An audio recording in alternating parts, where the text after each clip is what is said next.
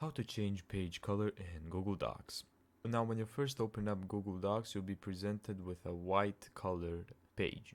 If you'd want to change it or put in a custom color, this is how you do it. Go up here and select File. After that, click Page Setup and Apply to Whole Document. This will unlock two more options. Now, the option that we're going to take a look at is page color. Once you click it, you'll be presented with an array of colors. Now, let's say you'd want the red berry. Click OK, and there you go. Now, these other pages didn't change color because there's a background behind them, so we're just gonna focus on the first one. Now, you've just selected and changed a color, but there's another option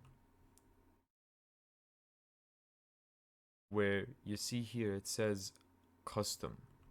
Now, you can customize the color here, or if you have a specific color in mind, you can go open up your search browser and type in the color you want to use.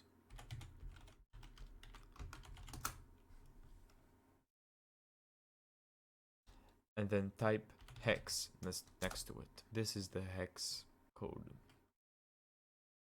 Then just copy paste this. You can add a hashtag, it's whatever. Click OK. So this is Calypsora, and that's how you change page color in Google Docs.